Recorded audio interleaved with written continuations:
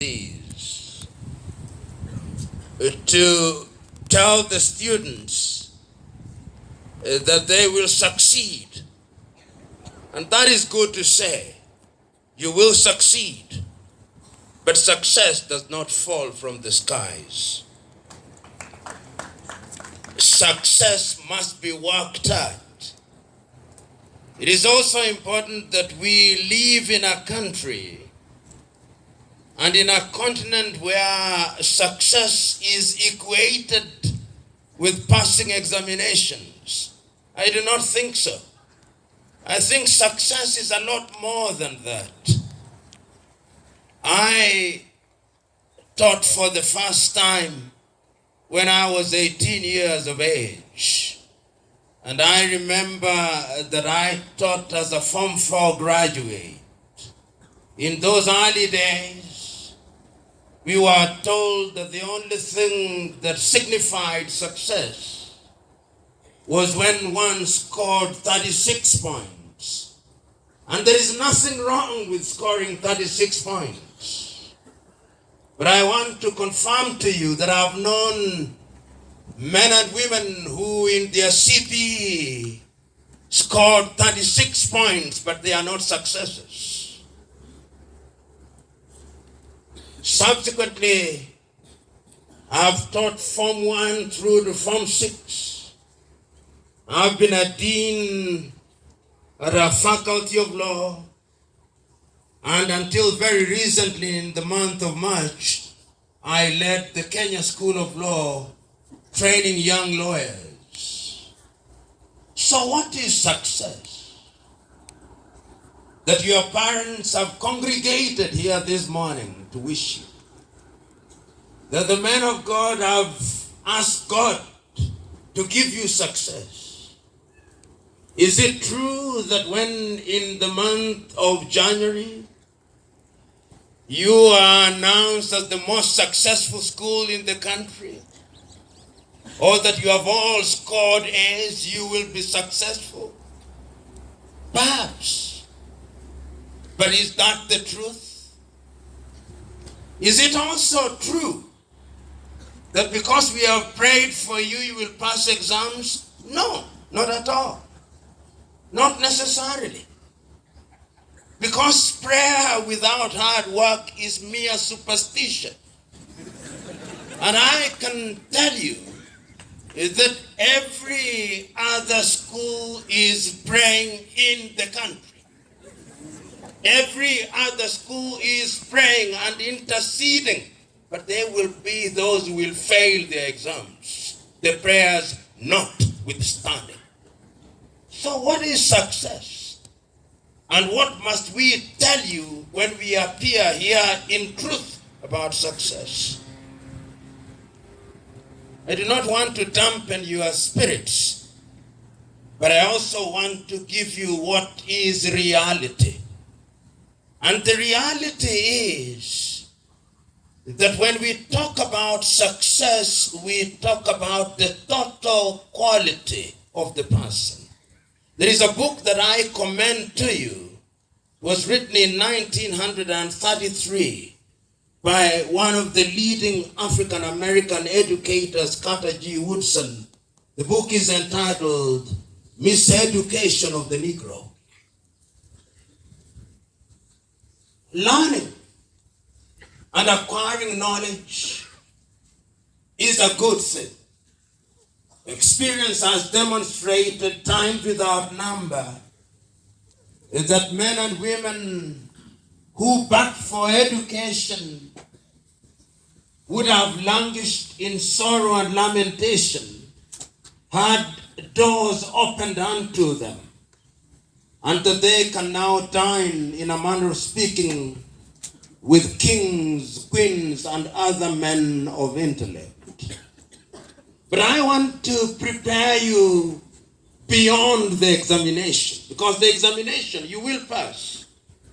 At the risk of sounding arrogant, Paulo Tula will tell you that whenever I'm invited as a guest of honor at a Thanksgiving, success is guaranteed.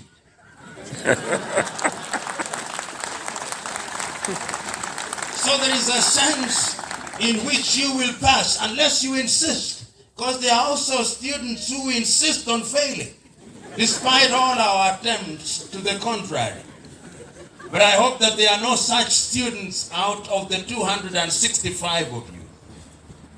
But I want to remain on the spiritual trajectory that was established by the bishop.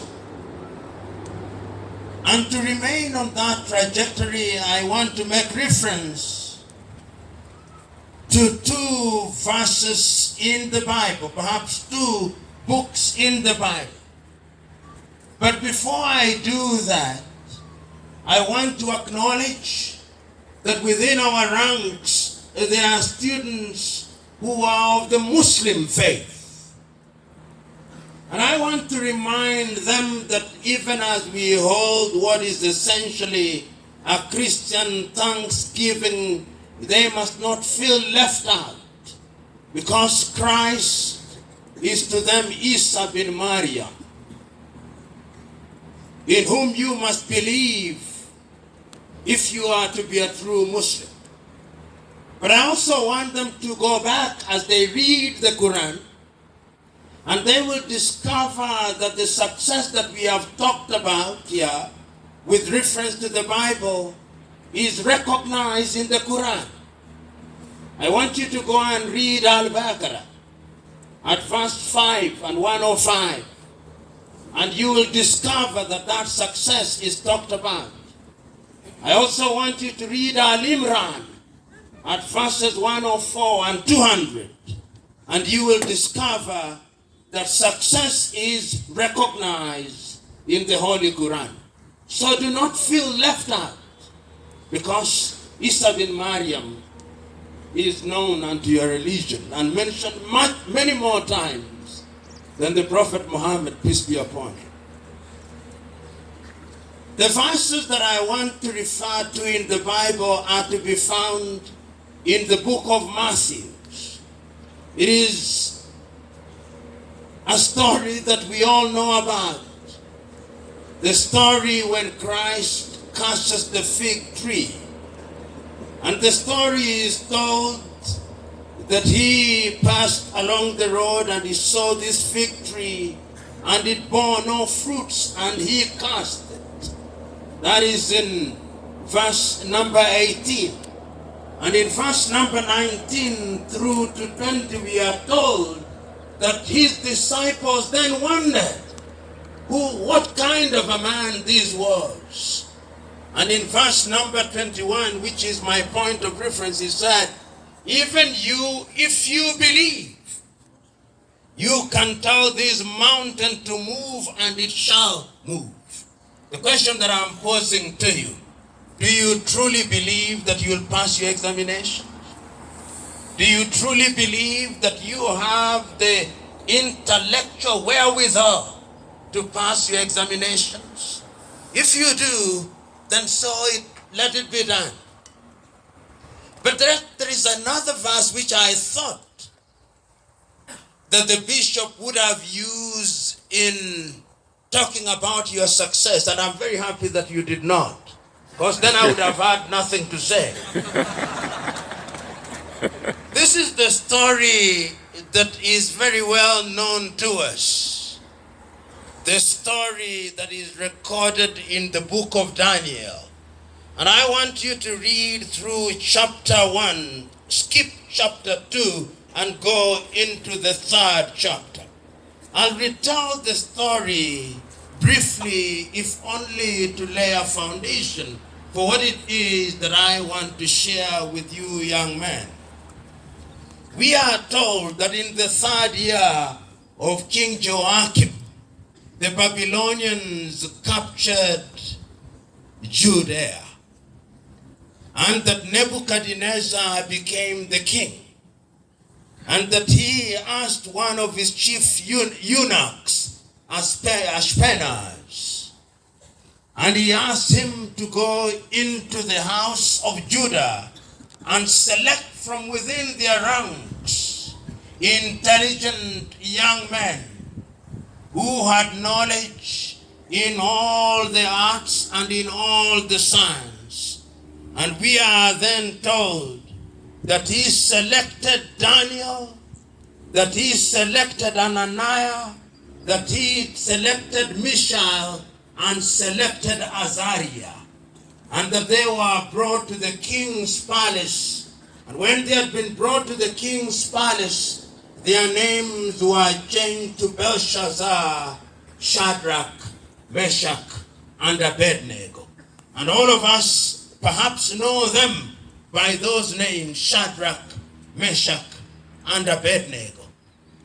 But then something happened, that there was an instruction given by the king that these students should share the food that was from the king's palace. But Daniel said one thing: I shall not defile my body. He therefore prevailed upon the head of the king's palace, perhaps the butler, that they be allowed to partake of food that had not been sacrificed to the idols. And then we are told reluctantly he agreed upon a promise by Daniel that after 10 days he would look at each one of them and would determine whether they looked frail. But we are told after 10 days they were better than the rest of them. And then the story tells us that after they had stayed at that particular training, which I may call for purposes of drama, the University of Nebuchadnezzar, they were then subjected to a test in the sciences and the arts. And we were told that they were 10 times better than everybody else. Assuming that this is the University of Nebuchadnezzar, and that you too have been subjected to the training that is necessary and required, my appeal to you is that you must remember that the only guarantor for success is hard work. As I said at the very outset, prayers in and of themselves without accompanying hard work will never yield any results. If indeed you look at the Bible, which has been a point of reference, throughout the ages it has always been demonstrated that God uses what we have. And the good bishop will tell you here, God is not in the business of abracadabra. God is in the business of using what we have. It is using the resources that we have. And that is why I have no doubt in my mind that education that you have acquired over the years puts you in a good place.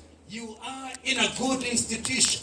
But you must remember that education is merely a foundation stone upon which you build your lifestyle. Going forward, the question that you must ask, what is the kind of education that you have had here? Does it prepare you for the real world? And that is what takes me to chapter 3 of the book of Daniel. Because we are told that when Shadrach, Meshach, and Abednego and Daniel had excelled in the manner that they did, then they served in the court of King Nebuchadnezzar. But there are people who did not like it, and they prevailed upon Nebuchadnezzar to erect in that land of the Chaldees a statue which we are told was 90 cubit tall and 90 cubit wide. And we are told that people were required to worship that statue, including Shadrach, Meshach, and Abednego. But they refused.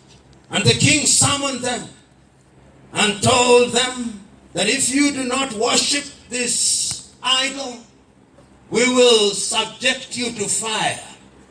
And we are told that the fire was burned 7 times over. And that when they had been bound and the strong men threw them into the fire, they themselves were consumed without getting into the fire. But after a while, the story tells us that Nebuchadnezzar looked at the fire and he saw the men who were bound walking freely. And in their midst there was a fourth man. And the Bible records that he looked like the son of the gods. And he went and called unto them, Shadrach, Meshach, and Abednego, come forth. And the Bible tells us that he set them apart and said that their God was God. Today, we are setting you into the fire and furnace of examination. The question is, will you emerge? Will the Kenya National Examination Council call you out and say, overcomers, come forth? Or you shall be consumed by the fire of examination, so that we'll write your academic obituaries. Will we celebrate you? When I look at your faces, I have no doubt that we shall celebrate you. Because there is nothing that succeeds like success. And you have in your chief principal, Mr. Paul Otula, a man whom success follows like a tail. And I can guarantee you that he has brought success, and that the recipe for success is leadership and young men and women who are prepared and dedicated to hard work. I have no doubt in my mind that you will succeed. But I want to conclude with a story which I'm now in the habit of giving everywhere I go, particularly to young people, because it tells the story that I want to tell. As you study, there are many distractions. There are things that compete for your attention. But as was said, is it by the chair of the PTA, as is recorded in the book of Ecclesiastes, there is a time for everything. This is the time to read. This is the time to prepare for the future. As they say in Kiswahili, safari ya Ijumaa utayarishwa Alhamis. This is your Alhamisi, jitayarisheni kwa safari ya Ijumaa. And I have no doubt that you will succeed. But this is the story that I want to tell. It is a story that I'm repeating for a man that I respect, and I had the privilege of working with shortly on a particular matter, the former president of Tanzania, Mwalimu Julius Kambarage Nyerere. Just this morning, somebody sent me a message that he gave in 1995, and he said in Kiswahili, hakuna umaskini mbaya kama umaskini wa kukosa fikira na adabu.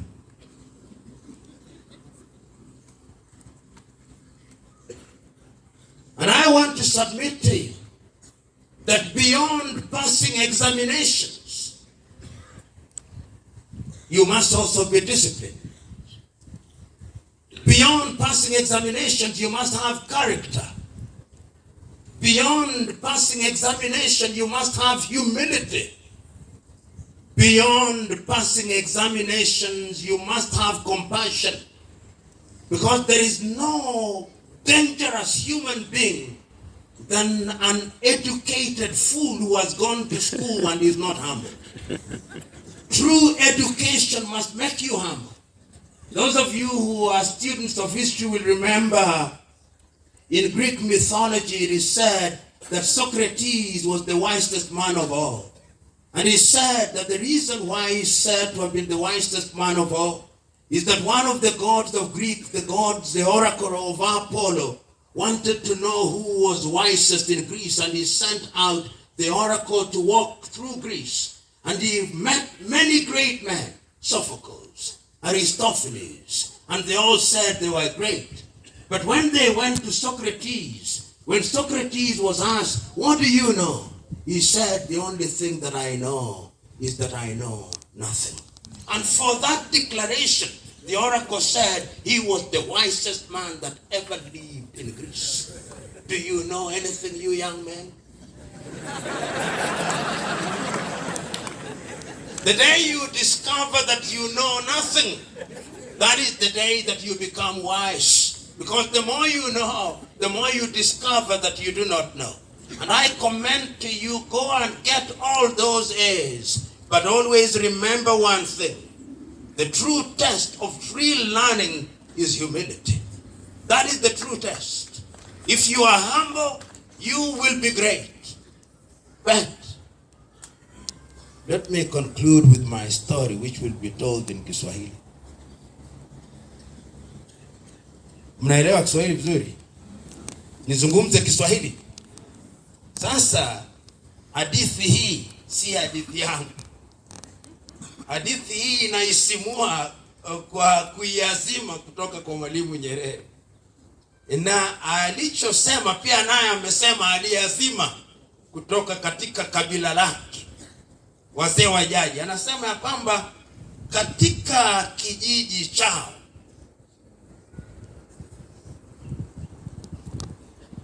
kulikuwa na binti moja, binti mrembo tu.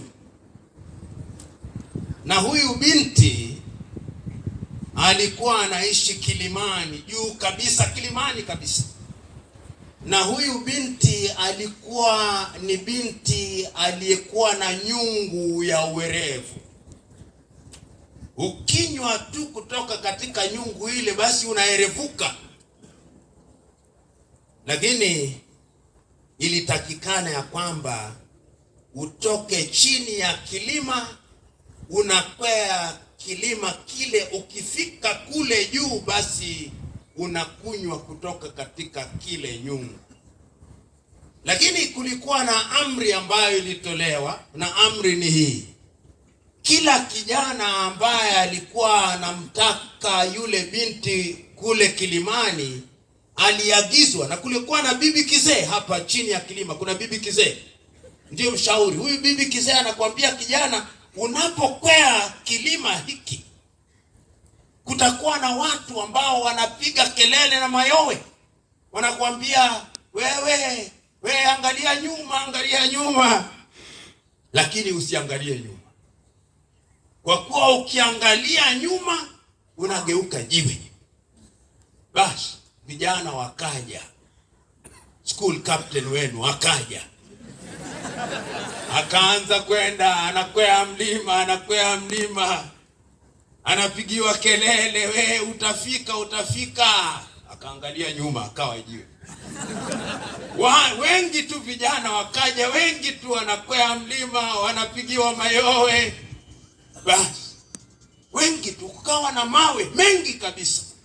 Basi kijana mmoja hodari akaja. Kijana yule anapokwea kilima, yule dada, huyu mama kizee ajuza kwa Kiswahili, akamwambia, sasa nakuhurumia sana kijana, kwa kuwa kuna vijana wengi tu wamekuja hapa, nikawaagiza wasikwee mlima, hawakunisikiza, wakapigiwa mayowe. Ndiyo mawe haya mnayaona hapa. Kijana huyo alikuwa anaitwa Sunshine. Basi kijana akasema, mama, yule binti mimi lazima nifike kule kilimani ninywe kutoka katika nyungu hii, ili niwe mwerevu, ili nipevuke.